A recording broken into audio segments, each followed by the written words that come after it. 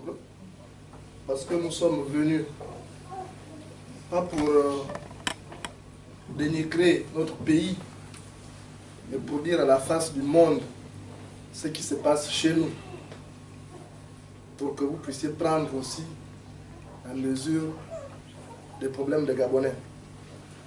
Parce que comme disent les Sud-Africains, ou Ubuntu, c'est-à-dire que ce qui vous fait mal, nous fait mal.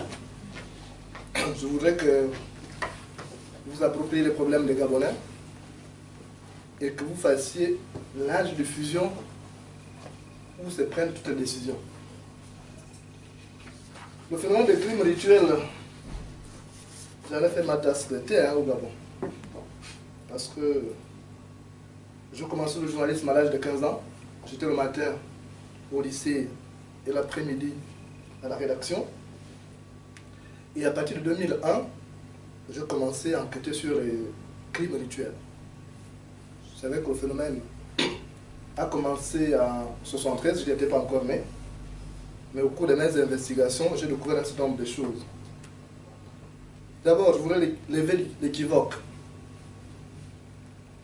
Crime rituel, c'est une appellation pompeuse. Dans les rites du Gabon, on n'a pas recours à ce type de crime.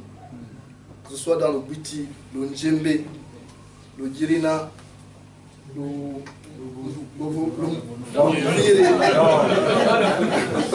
on n'a pas recours à ce type de crime. Ce sont des phénomènes importés par les marchands d'illusions, notamment les marabouts. Je ne veux pas citer les pays parce que moi-même je suis un panafricain. Mais les pays de l'Afrique subsaharienne qui pensent que en tuant sont semblables, en prélevant des organes, ça confère un pouvoir de longévité politique et d'aisance financière. C'est comme ça que le phénomène s'est établi chez nous au Gabon à partir de 1973.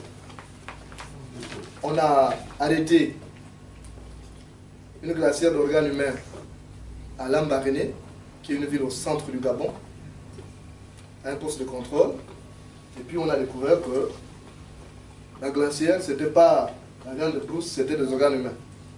Et le monsieur, que Dieu est son âme, je n'aime pas parler de défunts, mais comme nous sommes sur le terrain de la précision, il s'appelait Koumarang. Koumarang, c'était le beau-frère de M. Mbungu Meyako. Il a fait la prison pour ces faits-là. Il est décédé, mais le phénomène ne s'est pas estompé. Ça a continué en 2016, en 1996 autant pour moi. À Omboué, on a tué une petite fille de 3 ans. En 1996, toujours à Mandi, on a déporté une fille de 8 ans vers Mouila où elle a été mutilée. Mais la particularité de ce crime, parce que déjà le code pénal gabonais ne reconnaît pas le terme crime rituel. Le code pénal reconnaît des assassinats avec prélèvement d'organes. Si on a dit crime rituel parce que lorsque les lampistes prélèvent les organes, ils font un rituel magique pour donner de la force aux organes qui sont prélevés.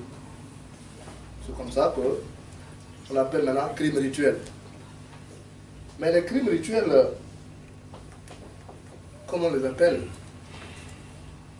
ne sont pas commis par la population à l'encontre de n'importe quelle personne. Ces crimes rituels sont parrainés par le pouvoir en place. Je sais de quoi je parle, j'ai enquêté depuis 2001. Ce sont les hommes politiques du pouvoir qui estiment qu'il faut faire des fétiches pour rester longtemps au gouvernement, qui ont formé un bloc, qui ont formé une organisation criminelle avec plusieurs ramifications sur l'ensemble du territoire gabonais pour commettre ces crimes-là. Et les gens enlèvent régulièrement, on enlève le cœur, on enlève la langue, on enlève les yeux, dans certains cas, on enlève le sexe, c'est surtout le sexe féminin, parce que dans l'appareil génital, permettez-moi d'être un peu grossier, ils enlèvent le clitoris, qu'ils utilisent dans les amulettes, les fétiches qu'ils font, et qui conférerait, je parle au conditionnel parce que je ne peux pas le prouver, qui conférerait à ceux qui utilisent ces fétiches-là le pouvoir d'être adulé, d'être aimé comme les hommes aiment la femme. Le pouvoir de ramener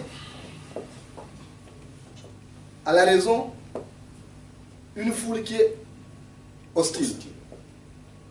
C'est pourquoi ils prennent ces organes-là, ils prennent le clitoris, soit c'est fabriqué dans les fétiches, soit c'est mâché, comme un chewing-gum. Ça va vous étonner. Donc ça se passe à l'intérieur du pouvoir. Le sang, parce que tous les crimes rituels ne sont pas caractérisés par la mutilation des organes, d'autres se limitent à l'extraction du sang. Ils tirent ce sang-là, ils mettent dans certains cercles, notamment leur version du vaudou, qui est devenue la panthère noire en réalité, parce que la panthère noire, l'horloge maçonnique, aujourd'hui panthère noire, c'est une version pervertie du vaudou. Et dans leur secte-là, ils boivent du sang pour se revigorer. C'est pourquoi ils prennent ce sang. Les yeux qu'ils utilisent, c'est pour, pendant la période électorale, lorsque les gens vont aux urnes, ça crée des troubles.